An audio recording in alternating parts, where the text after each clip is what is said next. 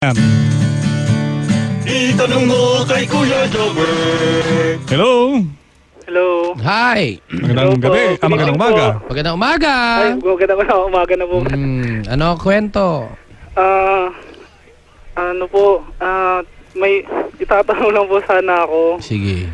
Kasi parang, parang nalito lang po kung bakit po ganun. Saan ka nalito? Sa, kasi one time po, sumakay po ako ng LRT. Mga rin po, gabi na rin po yun eh. LRT. Opo. Oh. Tapos po, parang sumakay po ako dito sa may Monumento Station po. Tapos po, yung grupo po nila, parang parang fifth up po yata or ilang station lang po yung dumaan. O ilan sila? Grupo po sila eh, mga more than 10 or almost Ay, 10 po dami. sila. Oh. Madami po. Tapos, Puro babae?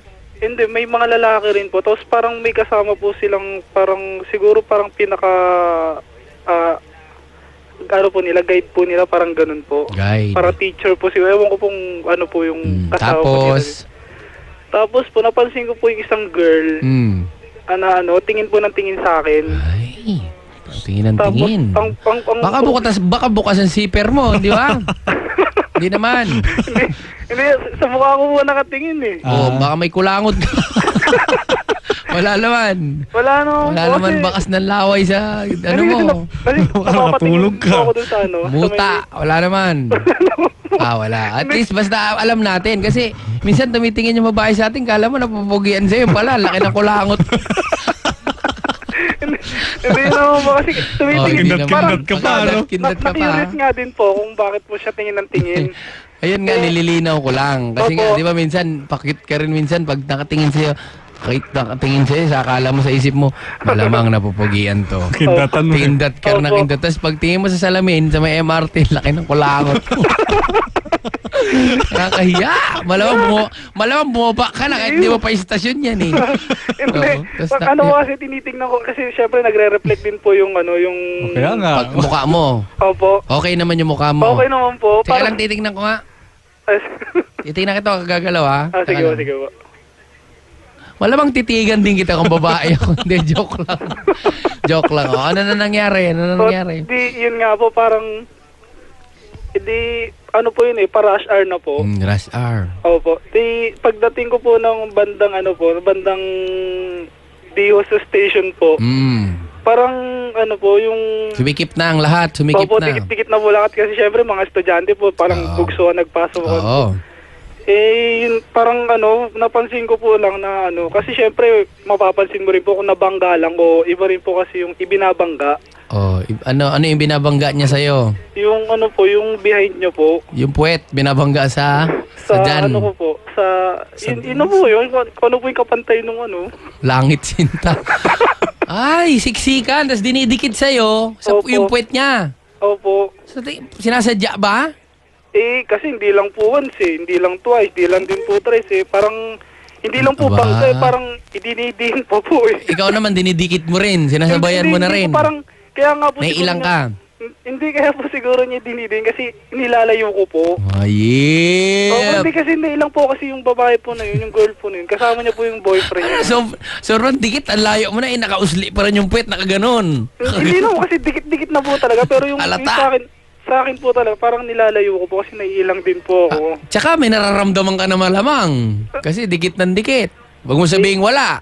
Meron po, syempre, lalaki rin po ako. Hindi kaya yung pagdikit-dikit niya na yun dahil hindi niya nga masabi sa'yo na may kulangot ka. Hindi kasi nakatalikod na po siya. Parang kinakalabit ka na, tingnan mo ilong mo, may kulangot ka.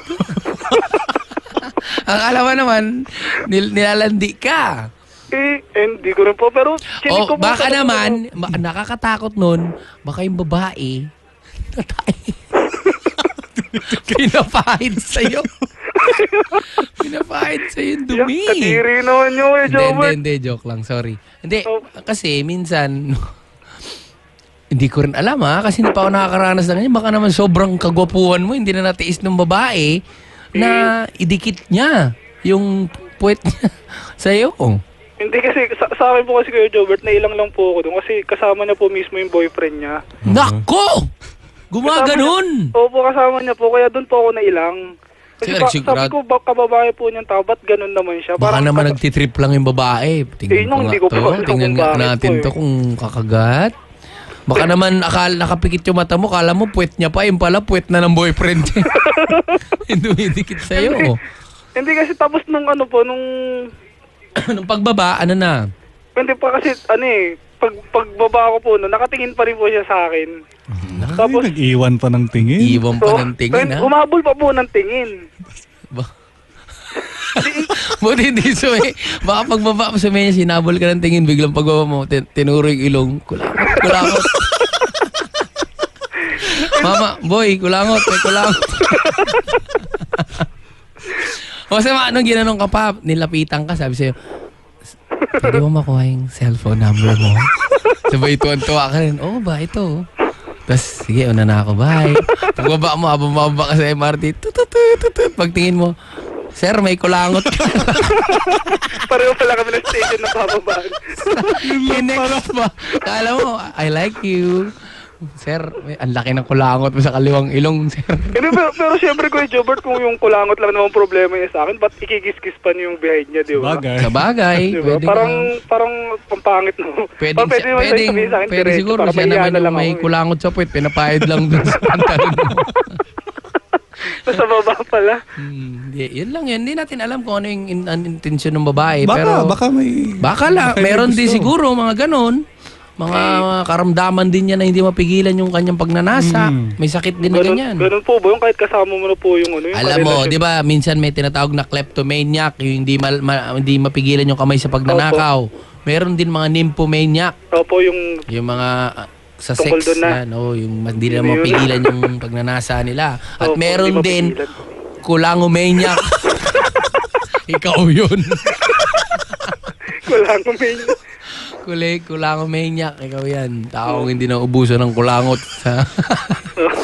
Anyway, ganun lang yan, Brad. Wala namang masama. Hindi ka na, at least ikaw, hindi mo Take advantage. yun namantala, ha? Problema nun, nasapa ka pa ng Nasa pa ka boyfriend pa. ko. Pag habang dinidikit niya, ikipagdikitan ka Hindi na kasi, rin doon. ito rin po kayo, Jobert. Kasi yung boyfriend niya, maliit talaga sa akin. Parang bata lang.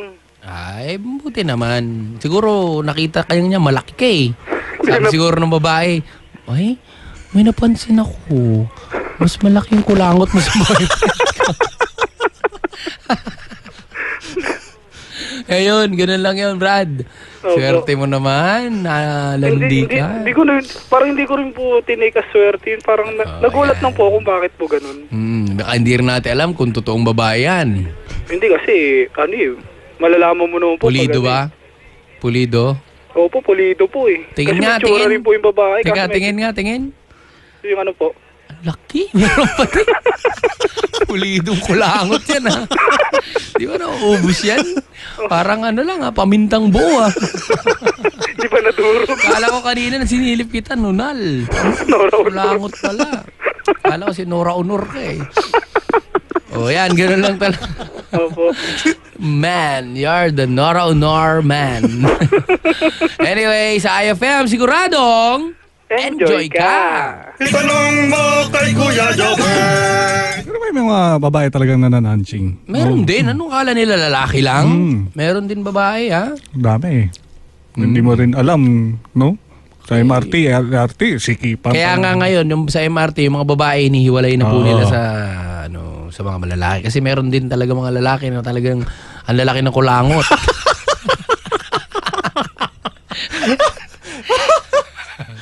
Iniiwasan lang po mapuna ng mga babae dahil yung mga lalaki iba, ang dudugyot. Nasakay ng MRT, pakindat-kindat sa babae. Kala naman may gusto. Yung pala, ang laki ng kulangot. Tapos yung iba, ang haba ng buhok sa ilong. May muta. Yan. Tapos ngingiti-ngiti sa chicks. May mga malunggay yung ipin. Tsaka, may nag-text. Kuya Jobert, budol-budol yung grupo na yun. Style nila yun. Kunin yung attention sa kanya. Baka dudukutan. Isa pa Pwede yun. rin yun. Isa pa yun. Oo. Ingat pa kayo. yun. Akala nyo, pinagtsatsansingan Oo. kayo. Pero- Yan. Buti na lang yung sa kanya, kulangot talaga niya ang intention. Kulangot niya talaga ang atensyon. Hindi ninakawan siya. Masama nun, kinuha na yung wallet niya, napuno pa yung kulangot niya. Nakaw na nga. Ang pangit kulangot. Hindi, inisip din siguro, walang pera to. Walang pera. Kulangot. Kasi kulangot niya, hindi maasikas. Tissue nga, hindi makabili. May pera pa ba ito? Nayupak na to. Tara na. Sabi siguro ng boyfriend, Wala na. wag. Dikit ka rin ng dikit. Lugi ka dyan, oh. Na-chancing ka na nga. Walang pera. Bakit? Di mo yun tayong kulangot. Dugit yan. Hindi kaya nga sikasuhin niya sarili niya. Magdadala pa ng pera yan.